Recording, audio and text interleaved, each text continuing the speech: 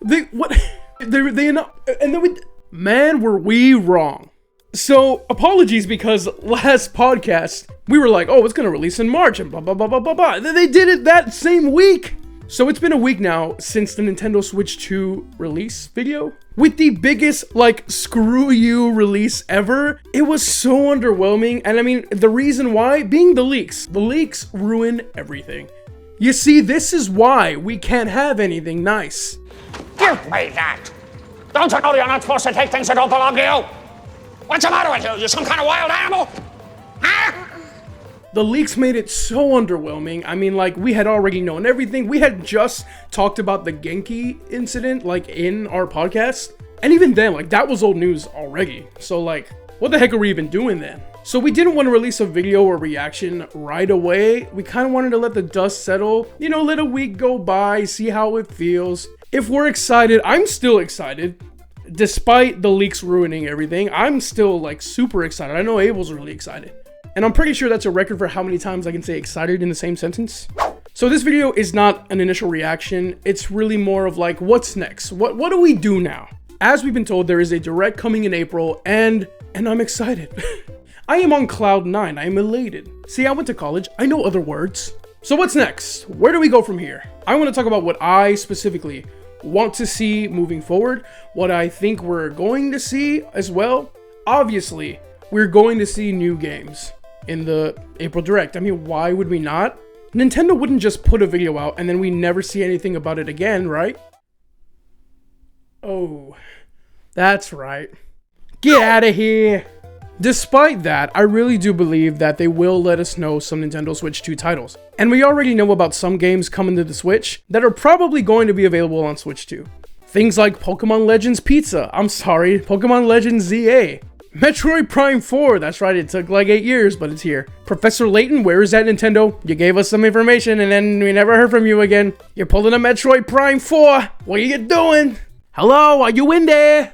So we already know about those, but what I think we're going to see, and it's pretty evident, a 3D Mario. Now, I want to see Super Mario Odyssey 2. I'm a big Mario guy, you know, I'm a big Mario lover. See?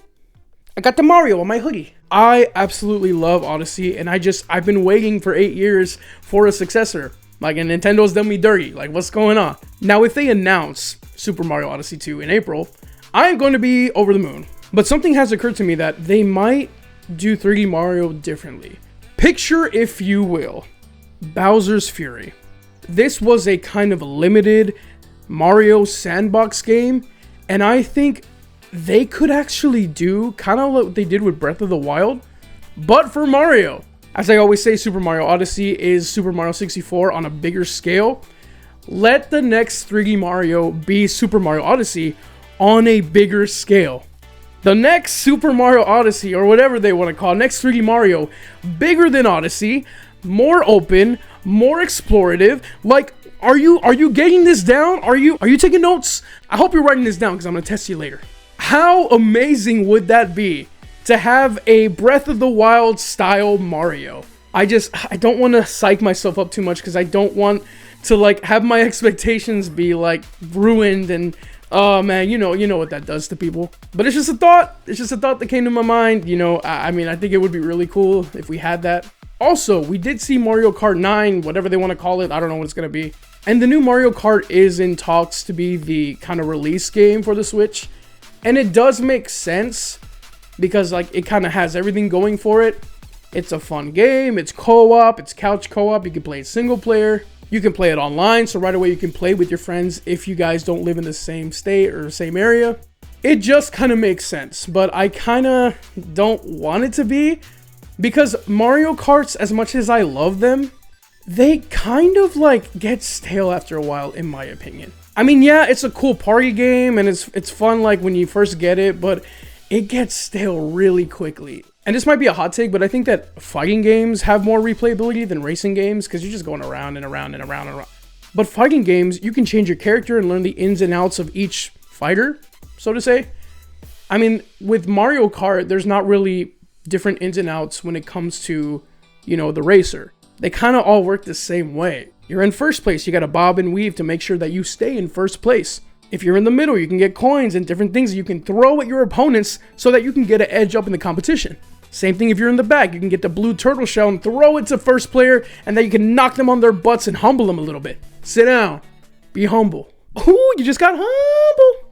So yes, the new Mario Kart is exciting and it is cool. But in my opinion, I think I would want a little bit more out of the first game. I'm pretty sure I'm in the minority when I say that I don't want the Mario Kart to be the first game, which it probably will be, and I'm not mad at it, but I'd rather have something else. I would rather have something like a single player thing I can get more out of. That's just more my speed. I thought Breath of the Wild was a fantastic choice to have as a first game. It may not appeal to everybody, but whatever. Like, I feel like the Switch has been around long enough for it to be just as successful. People who have never played games like Breath of the Wild really switched it up and like kind of converted players who'd never played a game like that, me included. Like I said, I hated open world games. I was just like, it's not my speed. I don't know where to do. I don't know where to go. Tell me where to go. Tell me what to do.